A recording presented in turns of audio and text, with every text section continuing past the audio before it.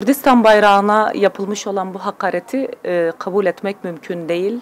Hiçbir bayrağı, hiçbir insanın, hele de bu insan siyasetçi ise bir paçavra lafını kullanması asla kabul edilebilir bir şey değildir. Bayrak bir halkın sembolüdür, bir ülkenin sembolüdür. O ülkeye olan, o halka olan saygıdan dolayı özellikle altını çizmek isterim. Halka olan saygıdan dolayı o bayrağa hiçbir şekilde paçavra denilmesini biz kabul etmiyoruz. Ve gerçekten hani bu yaklaşımı bir onur kırıcı yaklaşım olarak da değerlendiriyoruz. Bugün Orta Doğu'da Kürt halkının gerçekliği inkar edilemez.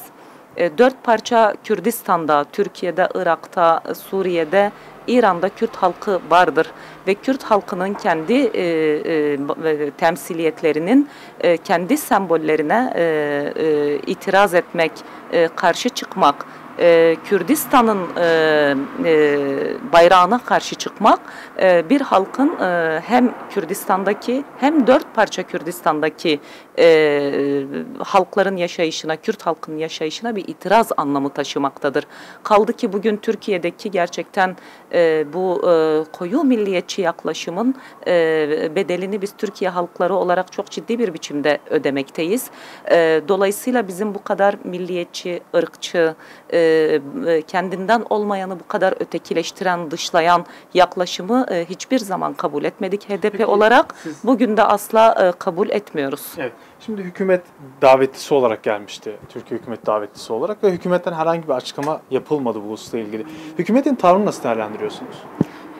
Normal şartlarda bir hükümetin davetlisi olarak katılım göstermiş, yani nezaketin, diplomasinin asgari düzeydeki nezaketi gereği bir açıklama yapılır. Fakat ben siyaseten olaya bakmak istiyorum. Diplomasinin nezaketinin de ötesinde bakmak isterim. Şimdi siz muhatap alıyorsunuz, çağırıyorsunuz, konuşuyorsunuz. Ben konuşulanların içeriğinden azade olarak ifade etmek isterim. Bugün sizin muhatap olduğunuz, aynı masada oturduğunuz, bayrağını o masada bulundurduğunuz bir halkın bayrağına bu kadar ciddi bir saldırı gerçekleşiyor iken bu saldırıya bir itiraz edilmemesi, bunun karşısında hükümet yetkililerinden bir açıklama olmamasını doğru bulmuyorum. Ve burada gerçekten şöyle dönüp bakmak gerekiyor. Sizi muhatap alırken yani muhatabiyet derecesinin ölçütüdür de bu aynı zamanda.